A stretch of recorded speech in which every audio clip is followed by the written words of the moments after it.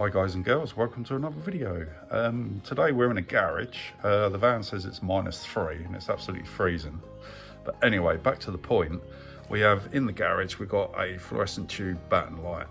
The starting motor's gone on that one and the fluorescent tube's gone on that one. So what we're basically doing today is replacing them with the LED equivalent ones that actually look the same but are probably about 5 times more brighter. So can't be a bad thing.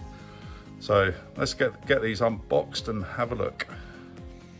Well, let's take a look at the specs we have on these. Right, we've got 230 volt, which is perfect. And we've got IP20, which, because we're in an enclosed garage, which is basically a room, there's no ingress protection concerns. So I'm happy with the IP20 rating we have on these.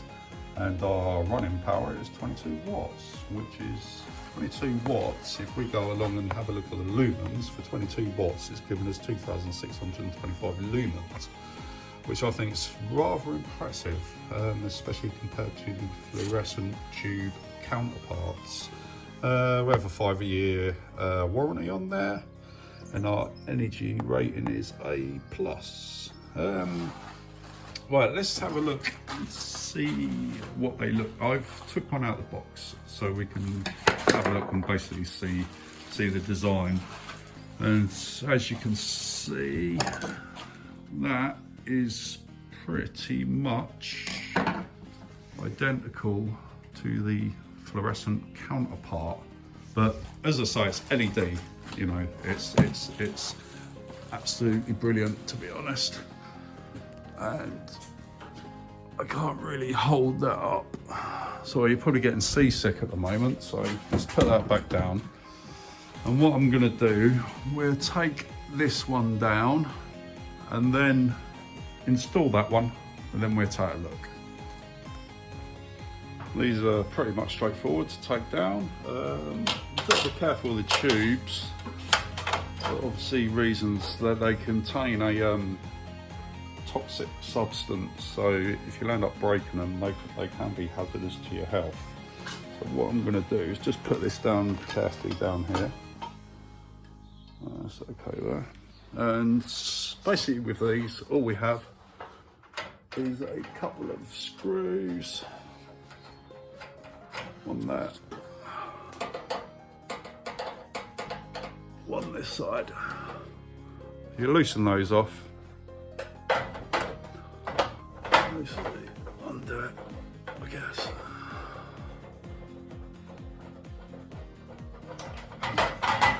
Go. And the other side.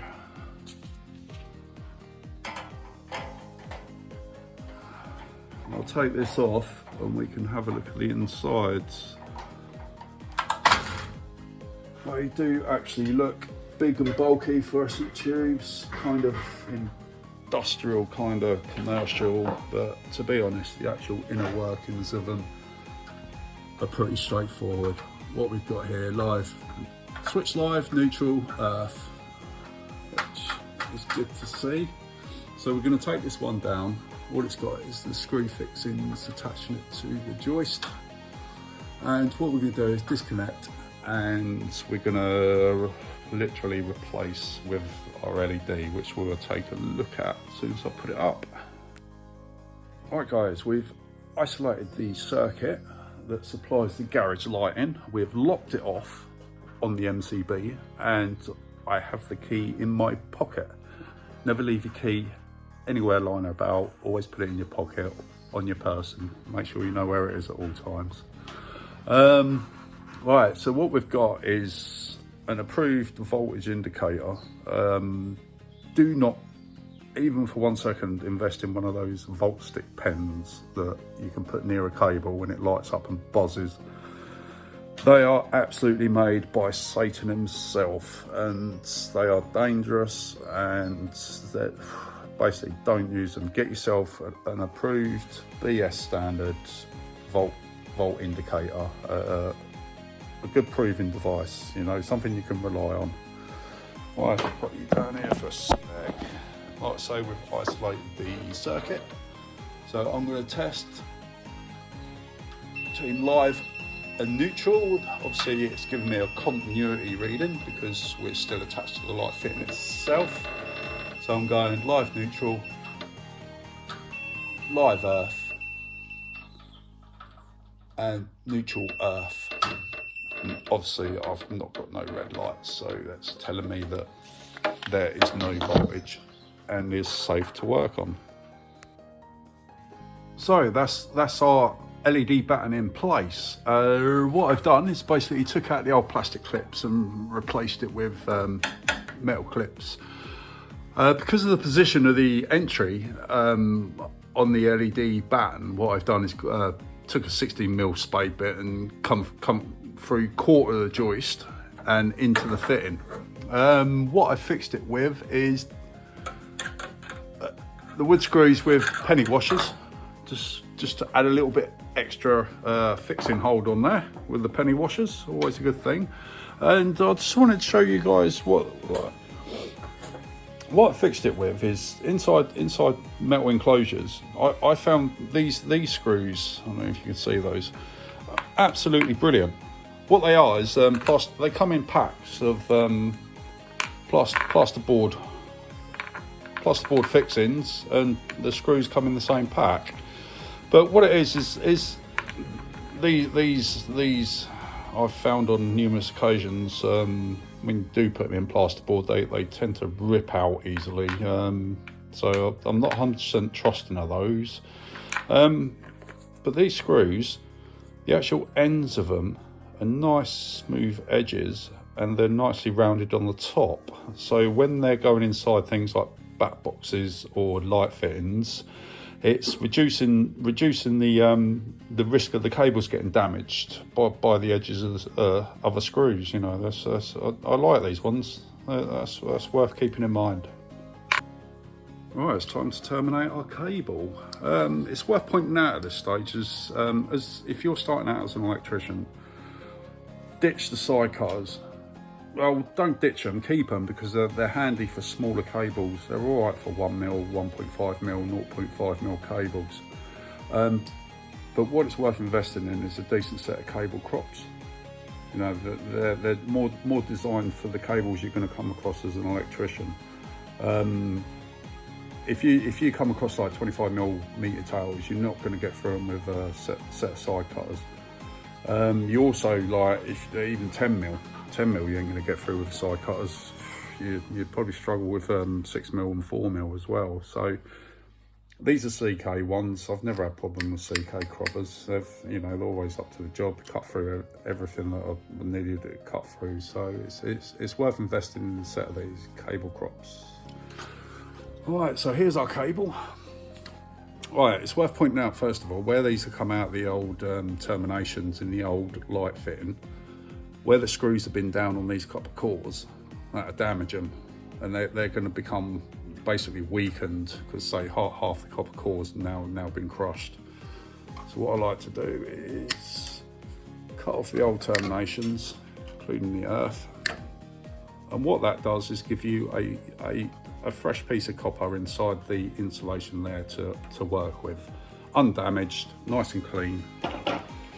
To strip the outer insulation, what I like to use is the Nipex cables. I'm not sponsored by Nipex, by the way. I know it sounds like I'm advertising it, but I'm not. What I like to use are these are especially good for flex. If you get flex, you can be there like, struggling to get the old cable strip down.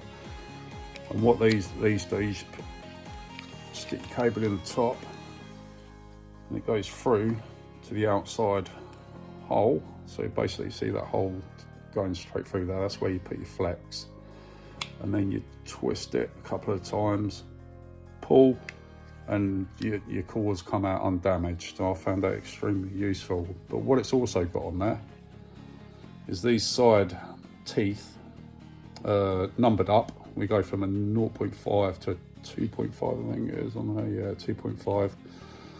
And basically you do the same principle with your cores, and I'll just show. Right, so we've got 1.5. Basically that is coming off a tree. He says.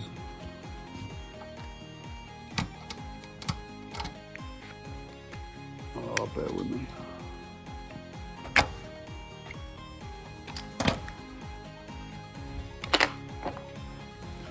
Just trim that up. Alright, so there we go. So we've got a line, neutral, and we've give it about 12 mil on that. So, and we have our earth. Right, most important thing. Nah, always make sure you get your earth sleeving on. I'm just going to put you guys down for a sec so I can get my earth sleeving on. Right, here we go. Measure that up. As you push the earth sleeving on, find the end of the copper, pull it off slightly, and push back on. And just trim that up. Right, so we have, in the actual light fitting itself, sorry, you're probably getting seasick there. In the light fitting itself, just move them conductors out of the way. What we've got is one of these connectors, and they've been around for a couple of years now, but I found them really handy bits of kit. There's a lever you push, so when you push your conductor in, push the lever down, push your conductor in, and then that's terminated. And as you can see, there's 2 holes on each termination. And that's so you can loop in a second light, so you can have your switch line going in and then a second light in series, and obviously from that the other 2 holes in the next light you can put another one in series, and so on and so forth. Yeah, I do like them. Maybe not everyone agrees that they're very good, but I do like them for practical and installation purposes. They're quick, easy, and simple, you know. Alright, so I'm going to push these conductors in. Just get round.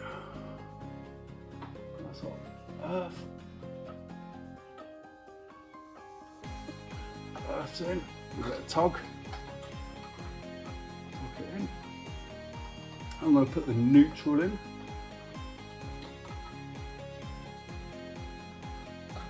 Give it a tug. That's in. We're going to put a line in.